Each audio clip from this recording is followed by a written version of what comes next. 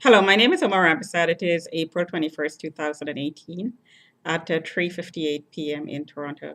So I'm just going to do my daily blurb to um, to allay fears out there that's being drummed up as a result of the targeting program I'm in. There is a certain number of residents in the building.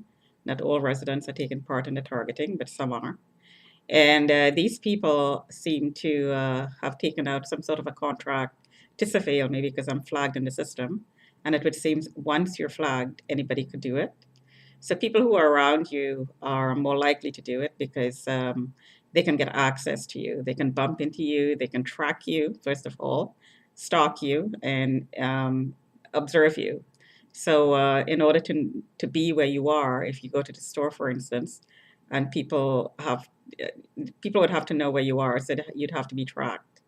So I am being tracked because I bump into people all the time that normally I would never bump into, and you wonder why they're there in the first place. So I'm being tracked not only by people in the building, but by people who are in the network that that is the network that has taken part in the stalking.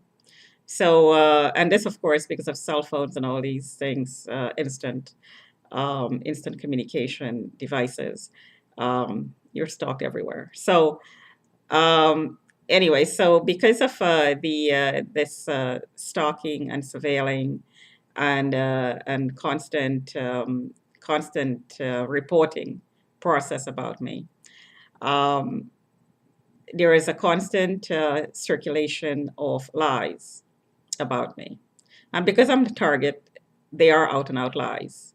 I mean, I am put on a list to be targeted, therefore I'm targeted. So one way to be targeted is to be lied upon. So as I said before, you're tracked and you're stalked, and people put themselves in locations that they know that you're going to be in, and then they observe you, and then they tell lies, basically. So some of the lies that are circulating is I fornicate in public as people saw me in the bathroom fornicating, which is so ridiculous. Um, it is funny. It's so ridiculous. Stupid things like this. First to sexualize me and then to criminalize me. They're all lies. Absolutely all lies. However, there is another side to this. I could say they're lies and not react to it and not take it seriously. However, it has to be taken seriously because there is a loophole in the system that is being used that, and I know this only because I'm being harassed about it. Nobody has disclosed anything about this to me, anything about the program. So the loophole is the monitor has 10 quote unquote warrants, and I'm going to use that word loosely because I don't think they're real warrants as the ones that you get from police.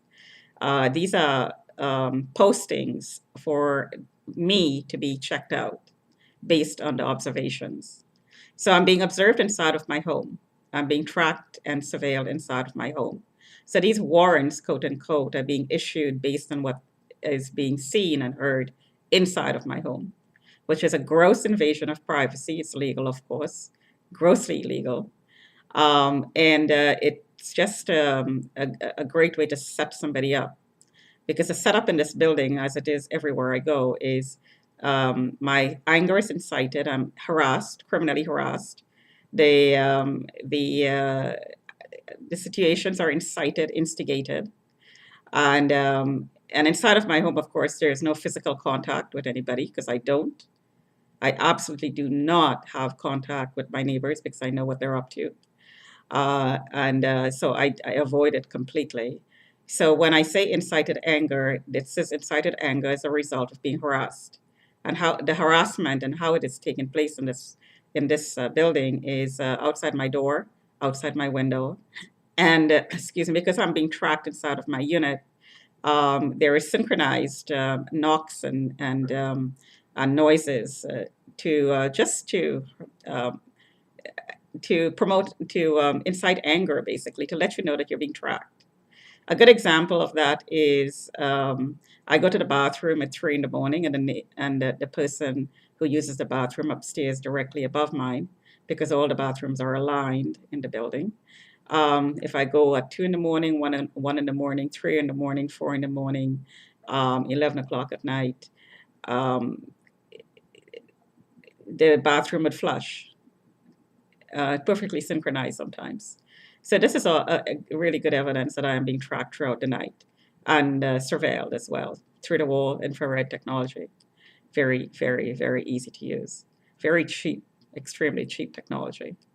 And I just got a really painful, sudden painful pulse of pain in my left eye. And if you notice that my eyes are out of focus, um, the the um, the excuse me, this eye is being affected more by these pulses of pain, sudden pulses of pain that comes and goes. There is no underlying cause for it, and it immediately stop if I shield my eye. If I put my hand over my eyes, the pain immediately stop. If I got up from the seat and I walked away from the computer, the pain immediately goes away. So it means that somebody's imaging me, as I'm doing right now, and is pulsing my eyes with a remote energy. Hard to prove? Well, maybe the energy itself is hard to prove. I mean, it's hard to prove only because I don't have the technology to do it. But if you do have the right equipment, it's not hard at all. However, the plan to do it, the meetings that are held in the building, and the discussions that are held will have this topic as part of that ongoing discussion about me. So this is evidence that there is a conspiracy and there is a plan to hit me with remote technologies. So it's not that hard to prove. To If I really wanted to, it's not that hard at all to prove that it is going on because I have marks on my body. I have health issues that's arising from these attacks. And then I could get the information from cell phones and so on that has conversations, lines of conversations that will prove that somebody was talking about doing it. So it must have been done. So it's not that hard to prove remote assaults. Um, this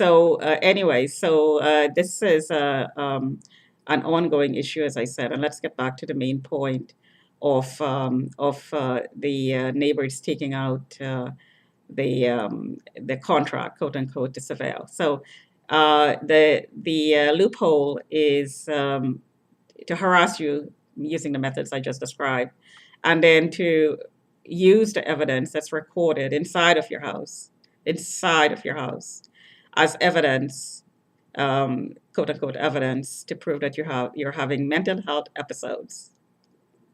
This is utter nonsense. And the things that are not are recordings of myself. Um, some of these are not me doing it. Some of these recordings are people who are imitating my voice. Voice cloning I used. I know this for a fact because there are comments and harassing comments, I should say, that are being used by my stalkers uh, that include things that I could not have possibly said. Could not have possibly said. It doesn't come into my vocabulary, number one, and it doesn't come into the way I would say things. So, and by that I mean it doesn't come into my way of thinking, I should say, and it's not the way I would verbalize things. So it's not me saying these words. It would be impossible for me to say some of these words. So um, like everything else that's being piggybacked on, like reports, my voice is being cloned or duplicated or imitated. And some of the things that I would say are being piggybacked on. So if I swear, they would piggyback on that and do a voiceover with something worse. So make it seem even worse than something that I would normally say. So this way, I'm being progressively painted as somebody who's criminal, who is really a pervert, some sort of a deviant character. And this is the whole idea of piggybacking. So anyway, so all of these things are used to get pickups. I'm posted. I heard the term pick to be picked up. These are the terms I hear. These are the terms I'm being harassed with, terrorized with. So the posting is for me to be picked up, and every person that signs me out as a monitor has 10 times to do this. Has a limit of 10 pickups, and once that 10 is filled, then you can put the person back in with good reason. So this is a goal that each monitor has in mind when they sign me out. So the intent, the criminal intent is to fill those 10 pickups, to get 10 times in, to get requests, postings, 10 postings for me to be picked up. That's the criminal intent. And once that's done, then I'm put back into the system. Then certain things are ticked off in this report. Harassing somebody, I'm stalking somebody, I stole from somebody, I lied, I followed somebody. And then 3 monitors would piggyback on that and get people working with him. These are criminals who will intentionally lie and say 3 times the same thing. For instance, report number 1 would say I'm stalking with monitor number 1. Monitor number 2 after that is going to have somebody say the same thing, I'm stalking. Monitor number 3, right after that, will say the same thing. So after 3 times, the file that the police has is arrestable the next time somebody calls and complains and says, Omar Rampersad is following me around. And I'm known by name, of course, because it's global. So this is what it means to be jail baited. Now, since it's a step-by-step program that's being followed, and this artificial criminalization is being done step by step, and there are plans in place to make it happen. There are meetings, there are discussions, and it's a step-by-step process. This is a conspiracy. So when the file is arrestable based on this criminal process, then the state of the file being arrestable is based on lies. However, in the system, that's not reflected, of course. It's taken as fact. So when somebody calls the cops, and of course, it's going to be a new policeman looking at this record in the system. It's not going to be the same one every time. So a new policeman looking at these reports will say, "Oh my God, we have mentally demented um, person. This mentally ill, demented person who's criminal minded and who's committed all these crimes." Because even though she hasn't been taken to court and she hasn't been charged, there are so many people saying the same thing about her that this has to be true. It has to be true. So this is the plan. This is what's supposed to happen. Now, by now, of course, every policeman in Toronto probably knows that there is a plan in place to make this happen. So any policeman comes in contact with me, who is coming in contact with me, or who will be coming in contact with me, would know this for sure. Absolutely would know this. So um, is it a conspiracy on the part of the policeman? Well, okay, so let me not say that. Is the conspiracy being continued in the legal system? Now, the community could do anything. Criminals, of course, will be criminals. That's what they do. They do criminal acts. But is that criminal intent continued into the legal justice system when the cops come into the picture? That's a really good question. My answer to that, my personal answer is yes, because I have been charged as a result. So the answer has to be yes. I'm trying to avoid it happening again, pointing out that it is a conspiracy, and this any charge resulting from this process of harassment should not be in the books, number one. And number two, the reports should stop to make it happen. Because the whole idea is to give the support for the charge. The reports that's being submitted is to give support, to give the supporting documents, I should say, to the police to take to a judge or to the crown to say, here, we have enough information to charge Omar Rampersad for whatever, and it's all based on lies.